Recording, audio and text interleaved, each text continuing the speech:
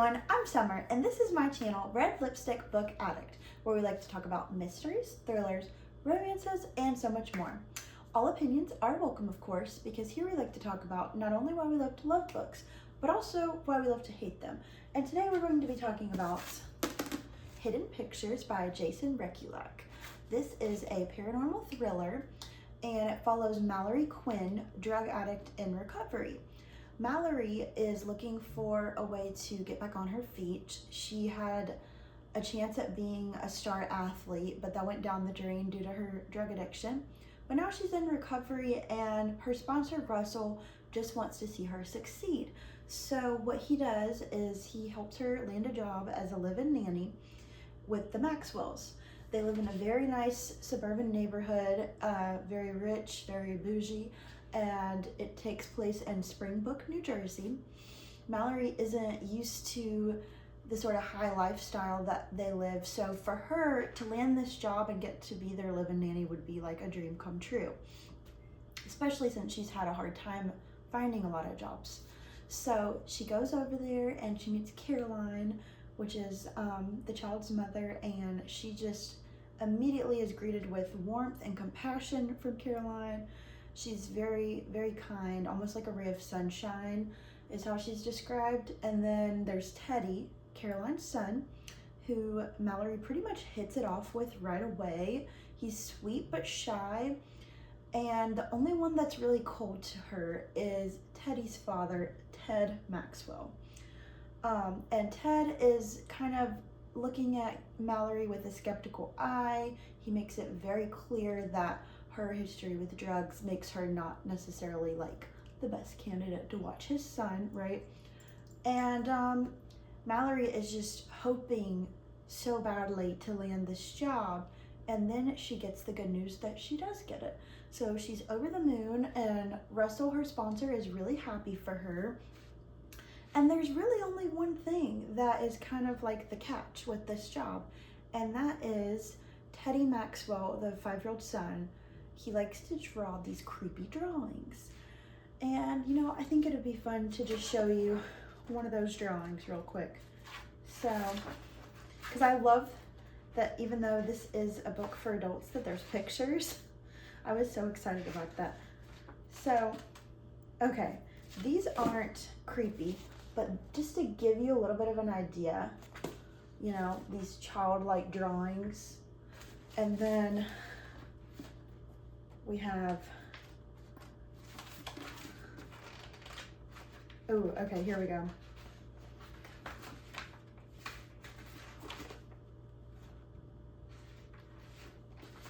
This is one of the creepier ones that I want to show you. So as you can see, this is a childlike drawing. But in the drawing, you see a man burying a woman alive. So that's like, what? You know? And this is the kind of stuff that Mallory is having to see. So she's like watching this sweet little son, Teddy, and he's just as innocent as can be. And then he hands her these drawings, or sometimes she just finds them. And she's like, what? Is there something psychologically wrong with it? Anyway, so she does find out that Teddy has an imaginary friend named Anya. And the Maxwells are quick to tell Mallory, like, you know, it's just a phase. Teddy will grow out of it. He's just having a hard time adjusting to our new move. You know, he's had to start over, make friends again and everything. But Mallory is not, she's not satisfied with this answer, because she quickly starts to feel like this imaginary friend is not so imaginary. She thinks that this imaginary friend, Anya, is actually a ghost that is haunting the Maxwells.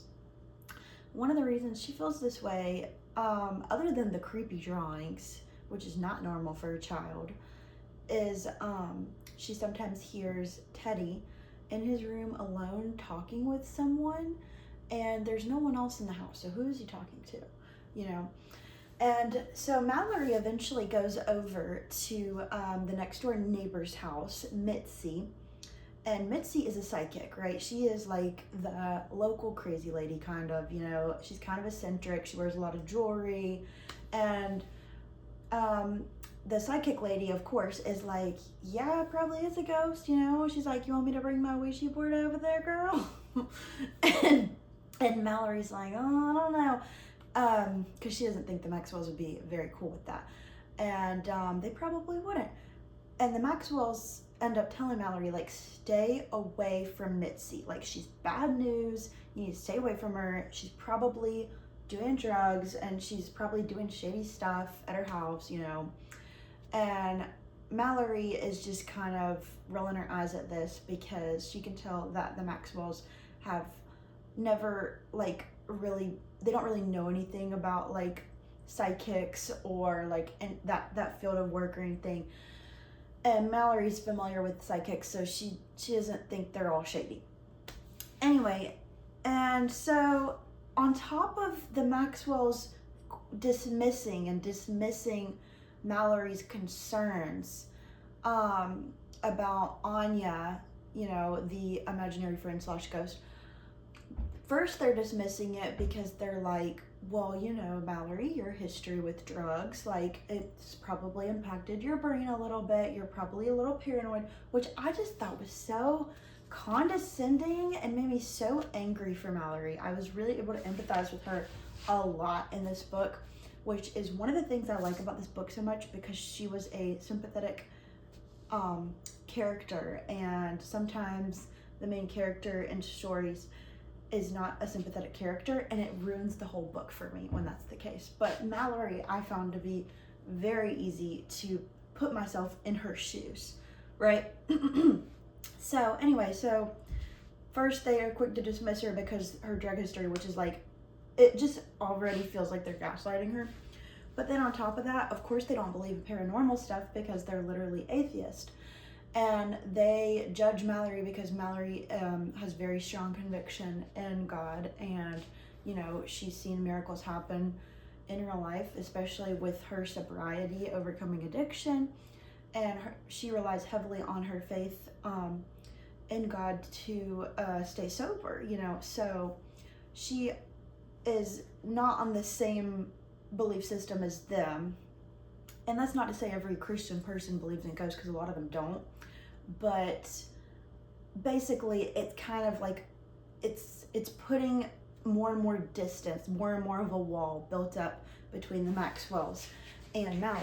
Because not only do they try to act like she's an unreliable source of information because of her drug history, they also dismiss her concerns about the ghost Anya, because they're like, well, you know, you believe in, you know, the spirit realm, and you believe in these things. We don't believe in that. Like, they don't believe in nothing. They don't believe in God. They don't believe in ghosts, demons, whatever. They don't believe in any of it. They just believe in science. Nothing wrong with that, right? But that's what they believe. So Mallory, she kind of grows a little bit desperate to figure out how to prove this, because not only are the drawings getting creepier and creepier that Teddy's drawing, but they're starting to not look like child's drawings anymore. They're starting to look like a grown person's drawings. And then there's more and more signs that something weird is going on in the house. Sometimes she even is like taking a nap, and it's like she doesn't remember how she fell asleep, and then like she sleeps for so long, and it's like it's out of her control or something. So she does end up befriending this guy named Adrian, who she thinks is kind of hot, and he is the landscaper, but he also happens to live in the neighborhood in Springbrook, New Jersey. And he lives in, I think, what is like Mallory's idea of the nicest house in the neighborhood. She calls it the Flower Castle, which I thought was kind of cool, because I was able to really picture this place, you know. And there's all these beautiful flowers because they're a landscaping family, so of course they're gonna have the prettiest yard. And they've been there for years, you know. They've got this great reputation in the community. And Mallory likes Adrian so much, and she's got such a big crush on him, that she ends up not telling him the truth about her drug history, and that ends up becoming important later. So Adrian is one of the few people, actually I think is he the only person? I'm pretty sure he is the only person other than Mitzi that believes Mallory that she's being haunted by a ghost, that the Maxwells are being haunted by a ghost. He's the only one that believes it. So he ends up helping her, you know, to figure out like the history of the house and like who could this ghost be? What does the ghost want? You know, that kind of stuff. And it gets really, really interesting. And basically, I don't want to spoil too much, but that is like the main chunk of the book. And then just to get into like some of the other elements of the book, let's just go over some of these tabs, okay? So just to see what I thought was important. Okay. Oh, this part is so gross. Okay. So I don't even know why I bookmarked this part, but like, so Ted Maxwell, remember Ted? You know, he's the dad who like comes across all fancy and smart at first whenever Mallory first meets him. And he's like skeptical of her watching his kid because of her drug history. But while he is cold and very standoffish at first, he starts to become the one that's more friendly, and the sweet Caroline becomes kind of hot-tempered with Mallory, and she has these random outbursts, and it's kind of brushed off as like, oh, you know, like she just had a stressful day at work. But it's like she just keeps on doing these things, and then she always does something to make it up to Mallory, but it's like she cannot control her temper. And then Ted's the one that kind of ends up taking up for Mallory to Caroline, and he ends up being somewhat of a peacemaker, which is like, what? Because he's the one that didn't want to hire Mallory. But then he gets flirty and creepy and inappropriate. And this is one of those scenes that just like gave me the ick so bad. Basically, Mallory ends up having this wonderful date with Adrian, and she goes into her cottage because she has her own little cottage. It's kind of like a little apartment, a little mother-in-law suite or whatever you want to call it, like a little building, and it's got a kitchen, a bathroom, a bedroom. It's really nice, and it's private from the Maxwell residence. Even though it's on their land, it's not a part of their house. It's like a separate building. So Mallory really enjoys that. But anyway, so she walks in on Ted Maxwell in her bed.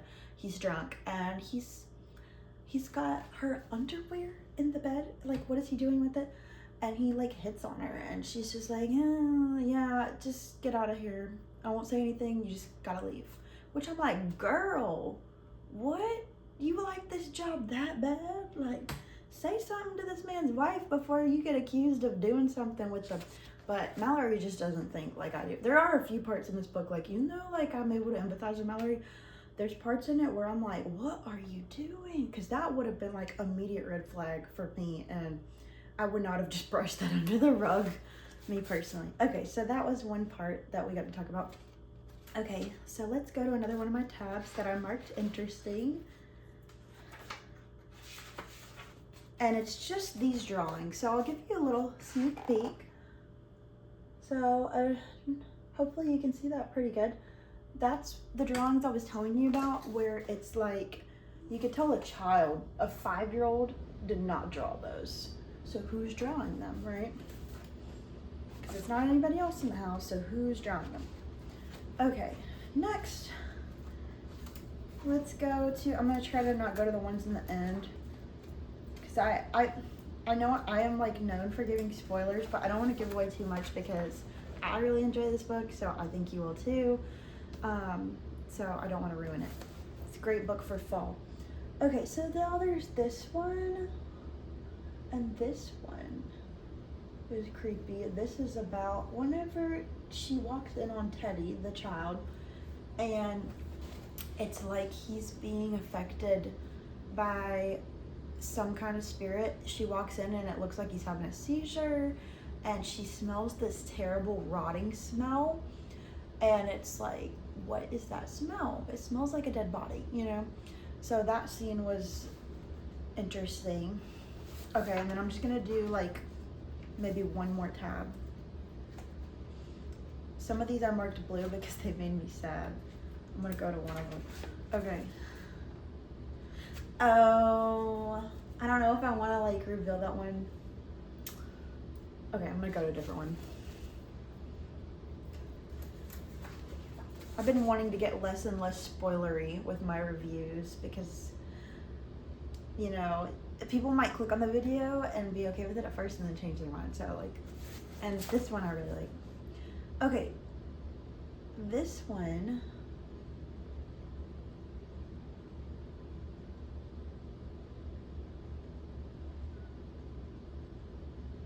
Oh, that one is again about Ted Maxwell. I don't want to look at anything about him. I'm getting tired of him. By the way, so like there's definitely some characters in this that become like villains in the story and that you weren't expecting to become villains. Like you think you have it figured out and then you don't, and it all like goes really, really fast.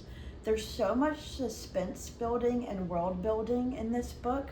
You do have to be a little bit patient. Like if this is like one of those, if you're one of those people that likes like a quick action, like immediate jump scare kind of book, I don't know that you would like this.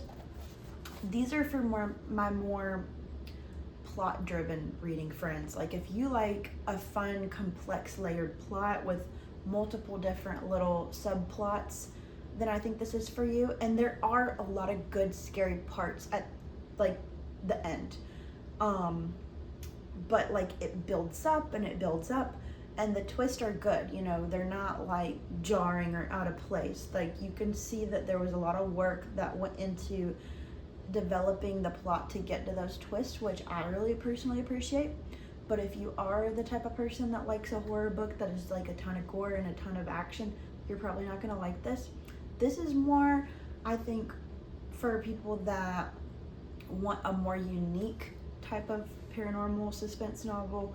It is very unique. I don't think I've ever read a book with this specific plot before. Like, and I'm so used to like when I read books and like I watch movies, I'm like, I've seen that trope before and I've seen that trope before and that trope before. This one, there was a lot of really unique tropes.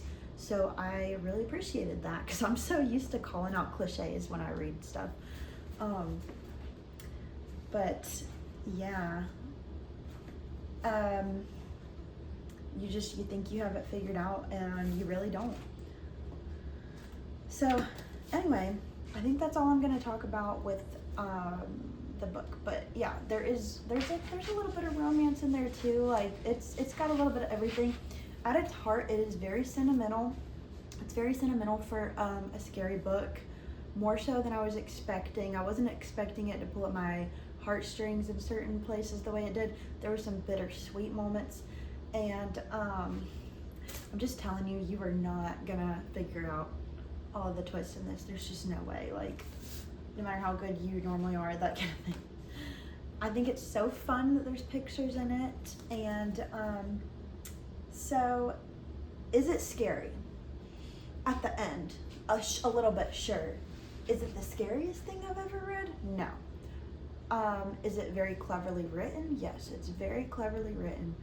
And honestly, the most important thing about this book to me, other than it being a unique plot, is that the main character was easy to empathize with and sympathize with. And we need main characters like that. If you've seen my book review of The Inmate, even though I love Freida McFadden books, in The Inmate, the main character was so hard to empathize with. Like, she was such a dull, flat, 2D character. And the main character in this is very three-dimensional. She's very multi-layered and multifaceted. So that I really appreciated. And I don't know, it just felt easy to relate to her for some reason, even though, like, you know, like I haven't experienced a lot of the things she has. So that was good writing. Okay, and lastly, I'm just gonna get into my ratings. So, my ratings. So overall, I did give this 4.5 stars. Now, it made me think because, okay, so my last book review, I did The Housemaid is Watching and I gave it 5 stars. I honestly don't know if I agree with that anymore. I think that I was just so excited to read the last Housemaid book that I gave it a high rating, because honestly, I liked this book a lot better than The Housemaid is Watching. And The Housemaid is Watching was a good book. Was it scary? No. And I think I'm going to start getting into that more when I'm talking about suspense novels, because I think more people probably want to know, is it scary? Not just is it a good book, but is it scary? Because some people, that's what they're looking for. This was definitely scarier than The Housemaid is Watching. The Housemaid is Watching was kind of like a funny, silly, goofy time. But this was more like, it was more, what's the word? Not spooky, it's like moody, you know? Like set the tone for like kind of this like kind of sad, mysterious vibe, but then like you're rooting for certain characters and they pop right off the page. And there's happy moments, but there's also really, really sad moments where you think all hope is lost, and then like it just kind of breaks your heart and puts it back together over and over again. So like I said, the sentimental stuff, you know, I wasn't expecting that. So yeah, I'm gonna give it 4.5 stars overall. The readability, I'm gonna give it 3.5 stars because did I enjoy it? Yes. Did I finish it very fast? No. It is a little slow at first. It gets faster. It's enjoyable to read, but there was parts in the beginning like it was really easy to put it down because it was just talking about the mundane day-to-day stuff. And I think a lot of books are guilty of that, where they're trying to create filler and build up, so they give you these mundane day-to-day things, and that is kind of slow. You know, it's not very action-packed. This book did have that, but I'm honestly seeing that in a lot of books lately. So, readability 3.5 as well as pacing. Okay, honestly, pacing might be 3 stars instead of 3.5 just because of the difference between it's slow at first and then it picks up like super, super fast. The plot development, now that part was really good. Personally, I thought that part was really, really, really good. So I'm going to give the plot development 4.5 stars. Compelling characters, I'm going to give it 5 stars because, okay, so one favorite of mine with books is whenever the plot twists are literally within the characters, and that does happen with this book, which was really cool.